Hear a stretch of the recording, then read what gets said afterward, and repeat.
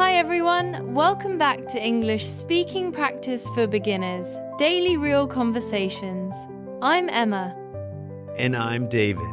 Today's topic is super useful for study, work, and daily life. Email and online chat English. You don't need long, difficult sentences. Just a few simple phrases will help you send emails, reply to messages, and chat politely online. Did you know every day people send over 300 billion emails worldwide? That's huge! And millions of online chats happen every second on platforms like WhatsApp, Messenger, or Slack. It really shows how vital these skills are. Absolutely. If you know even basic English phrases, you can connect with teachers, colleagues, or international friends. Interestingly, a lot of communication breakdowns occur because of misunderstandings in digital communication. True, and that's why mastering simple, clear phrases is essential. It helps avoid confusion and maintains good relationships. Looking ahead, as technology integrates more into daily life, these skills will only grow in importance. Right, so let's dive into how you can enhance your email and chat skills. Stay tuned! Let's start with emails. First impressions matter, so how you begin an email sets the tone. Absolutely. Starting with a simple hello name or hi is usually great for informal settings. And for formal emails, something like Dear Sir divided by Madam works well. It shows respect and professionalism.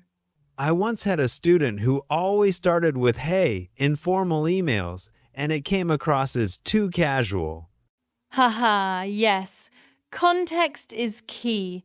A formal opening can make a big difference in how your message is received. Some might argue that formality is outdated in the digital age, but it still holds value in many professional settings. Right.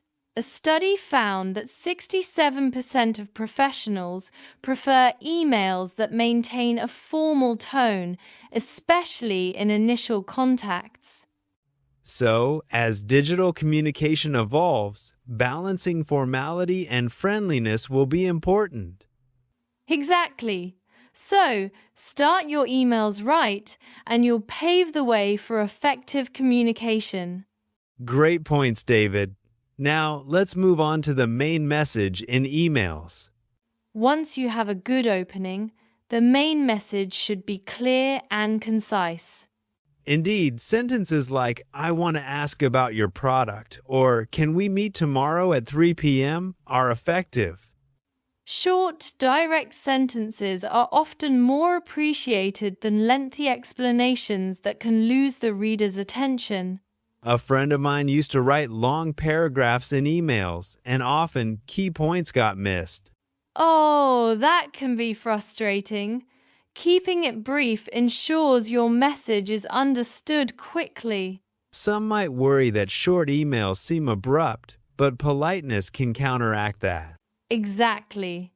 Adding a polite touch like please or thank you goes a long way even in brief messages.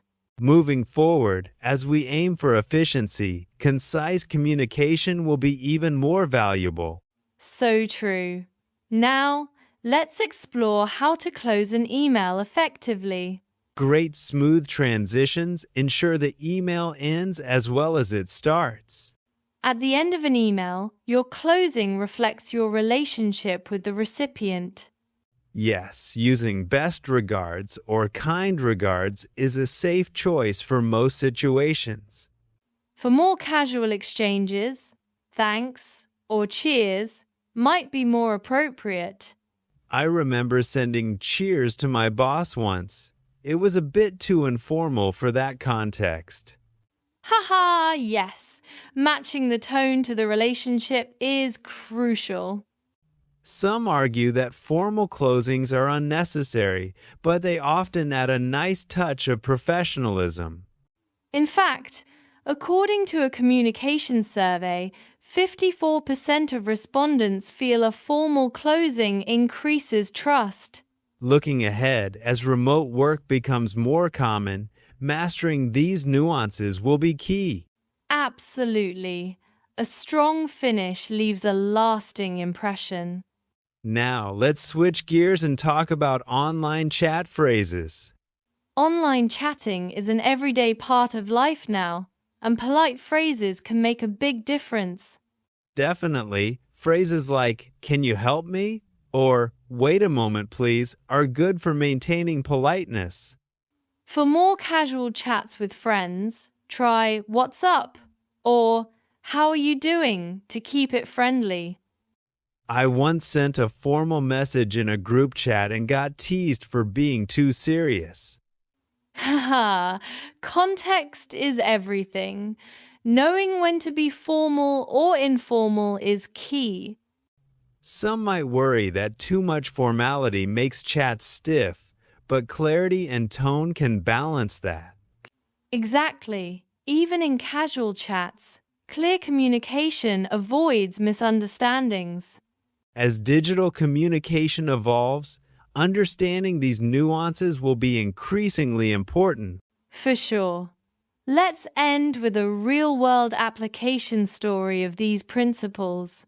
Great idea, Emma. Real stories really bring these lessons to life.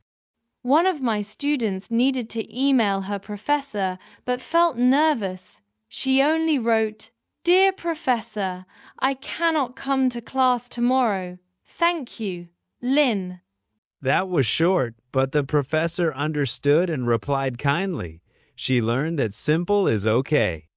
It's a great example of how politeness and clarity can overcome nervousness or language barriers.